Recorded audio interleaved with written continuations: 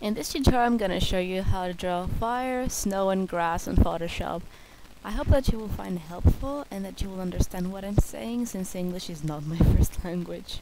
However, if you do have any questions, please leave a comment below and I will try to help you out. Okay, so I hope you enjoy this. Before we start, I want to note that I'm using a Wacom tablet and not a mouse. You can still use a mouse for this, but it takes more time and it's a bit more difficult. So yeah, tablets are the shiz. Okay, I'm gonna start with the fire, and I chose to work on one layer for this. This helps because having a dark background as a base will allow you to highlight the fire better. I'm using the airbrush right now to give the fire its spacing form, and you want to pick a red, orange, brown color for this that's not too vibrant and not too dull. And just play around with the strokes. You definitely want them thicker in the middle and thinner on the edges. Now I'm starting to define some shapes a bit better. These will also get highlighted.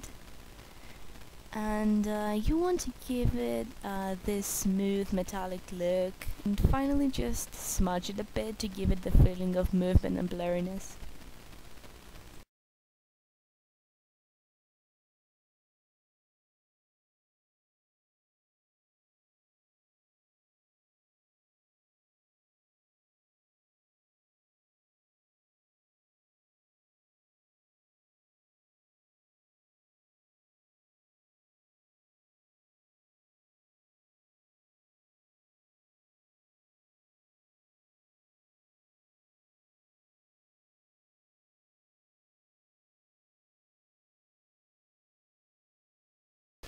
Okay, so now it's time to create a new layer, and for that you will need to change the layer mode to screen, and in that way you're going to create the light effect around the flame, because fire does produce light. Yay!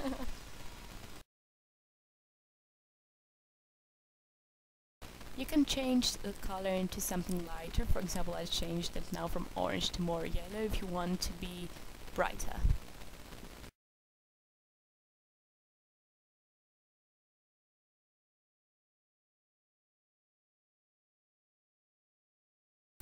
And this is done. Next I'm gonna show you how to make the snow. Okay, so you definitely need to create a new layer for this. And I almost never pick just a gray tone for my white shading. It usually has a tint of blue or green in it. And snow is quite easy to make. You basically just make a lot of light and soft strokes. What matters is the light source you choose and the depth of the image, because this will guide your brush strokes. I should note that for the brush strokes you need the opacity and the flow to be low.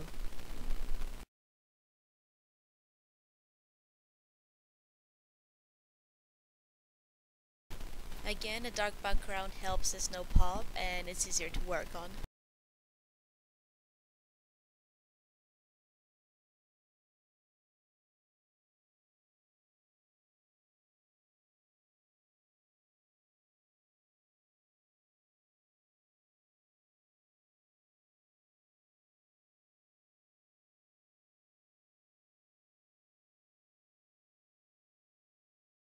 Okay, so this is something extra. I am showing you how you can make footsteps on the snow. You can always add more detail into it to make it more realistic. Just use a darker tone for the airbrush, followed by the use of the burn tool. You can also highlight the outer part of the footsteps to emphasize the depth.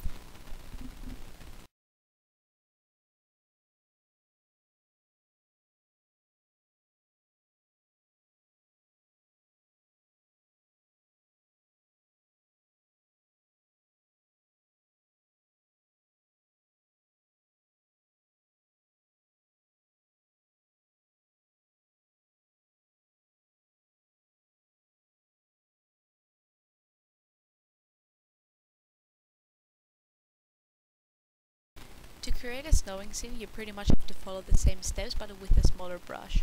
To make it more realistic, you should have different brush sizes.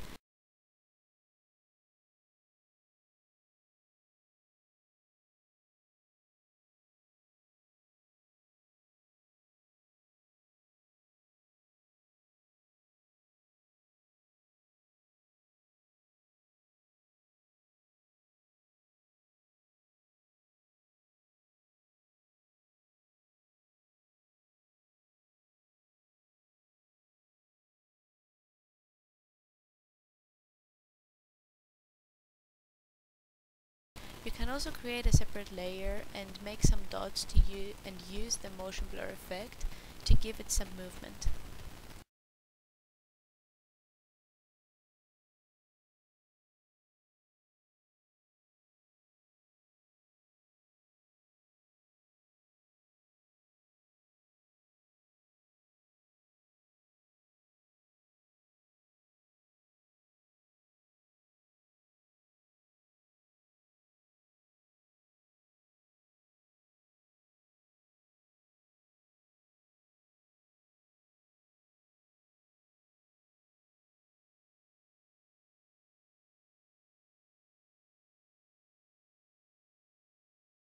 Okay, now I'm going to show you how you can create depth in your image with the use of snow.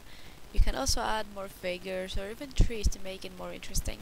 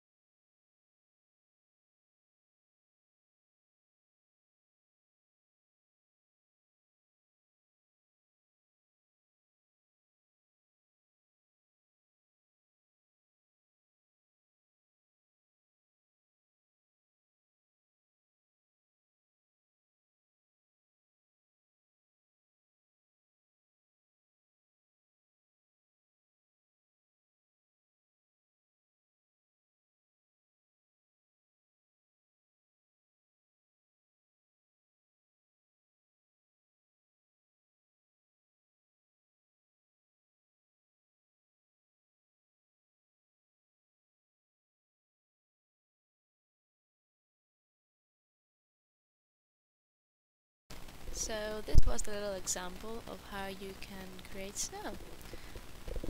Next and finally I'm going to show you how to make grass. Okay, so for the grass I enjoy mixing different shades and tones of green, and you should start with a dark green-brown base.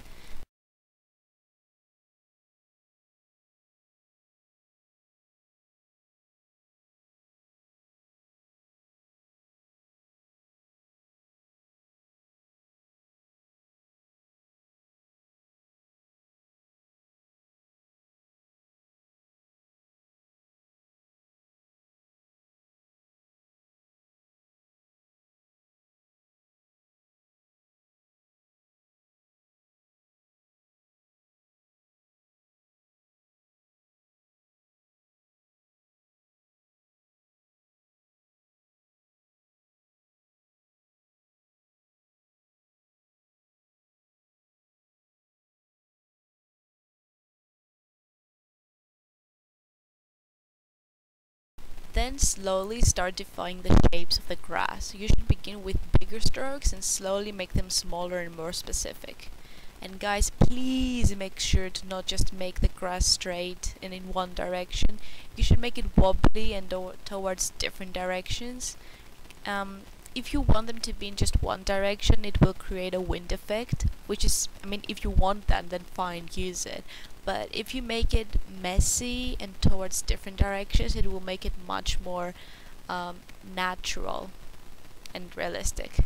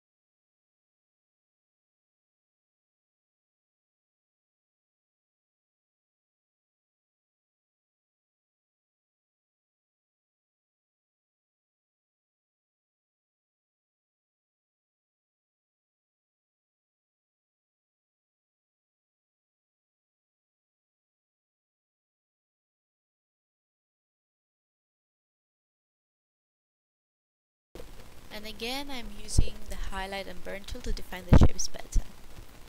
Another thing I like doing for the grass and even for the snow sometimes is to use the color balance. You can completely change the atmosphere with this option. I love it.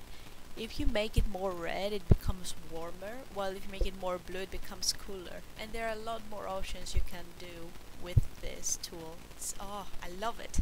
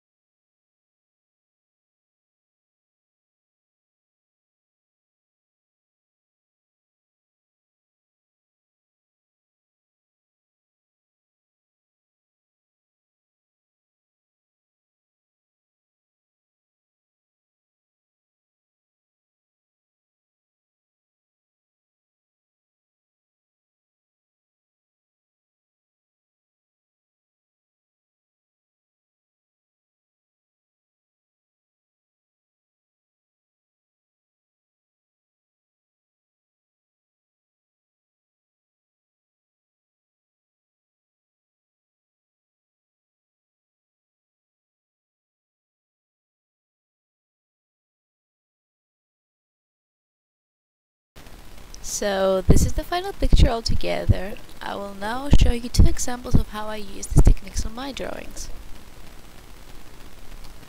I hope this helped you, and if you have any questions, please don't hesitate to ask, alright? Thank you for watching and have a good day. Bye!